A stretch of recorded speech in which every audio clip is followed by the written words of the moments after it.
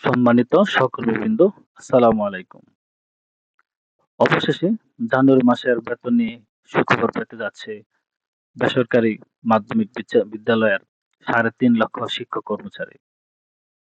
এই জানুয়ারি মাসের বেতনের মধ্যে সবাই কিন্তু সব মাধ্যমিক বিদ্যালয়ের সব বেসরকারি মাধ্যমিক বিদ্যালয়ের শিক্ষক কর্মচারী কিন্তু পাচ্ছেন না।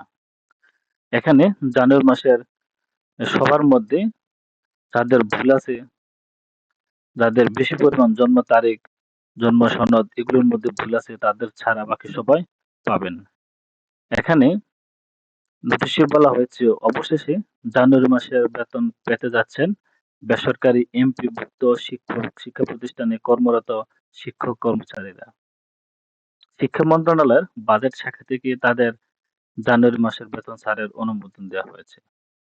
গতকাল মঙ্গলবার এই শিক্ষা মন্ত্রণালয়ের যে বাজেট শাখা আছে, অর্থের বাজেট শাখা আছে, ওই বাজেট শাখা থেকে আমাদের জানুয়ারি মাসের বেতন ছাড়ের অনুমোদন দেওয়া হয়েছে। মঙ্গলবার মাধ্যমিক ও উচ্চ শিক্ষা বিভাগের উপসচিব লিয়াউজা উল জান্নাহ স্বাক্ষরিত এক বিজ্ঞপ্তিতে বেতন ছাড়ের অনুমোদন দেওয়া হয়। বিজ্ঞপ্তির তথ্য অনুযায়ী স্কুল কলেজের মোট ৩,৪৮,৭৬১ শিক্ষক কর্মচারী জানুয়ারি মাসের বেতন পাবেন। এর মধ্যে স্কুলের পাবেন ২,৬৮,২৩৪ জন এবং কলেজের পাবেন ৮০,৫২৭ জন শিক্ষক কর্মচারী।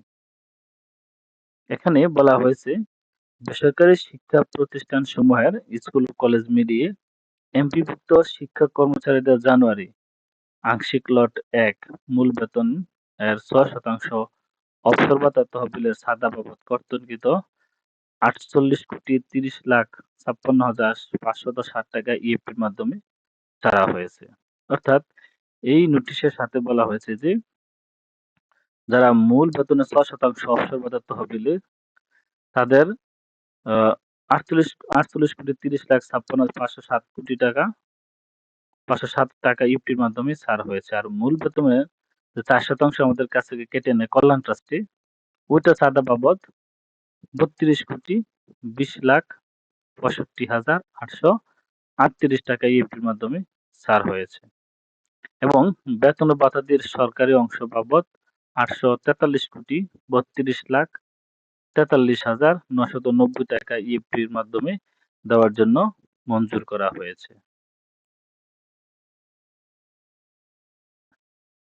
নাম প্রকাশিত রাখার শর্তে মাধ্যমিক ও উচ্চ শিক্ষা অধিদপ্তরের এক কর্মকর্তা ডেইলি ক্যাম্পাসকে বলেন, মন্ত্রণালয় থেকে বেতন ছাড়ের অনুমোদন হয়েছে।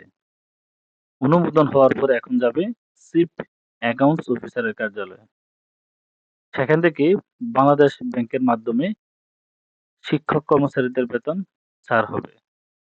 আর আজ বুধবারের মধ্যে এই ছাড়ের প্রক্রিয়া যদি সম্পন্ন হয় তাহলে আগামীকাল বৃহস্পতিবার শিক্ষক কর্মচারীরা বেতন তুলতে পারবেন। অর্থাৎ যদি আজ বুধবারের মধ্যে যদি সমস্ত প্রক্রিয়া শেষ হয় তাহলে আগামীকাল বৃহস্পতিবার শিক্ষক কর্মচারীরা বেতন উত্তোলন করতে পারবেন। আমার ভিডিওগুলো যদি ভালো লাগে সবাইকে সবাই সাবস্ক্রাইব করবেন এবং শেয়ার করবেন। ধন্যবাদ সবাইকে এতক্ষণ সাথে থাকার জন্য।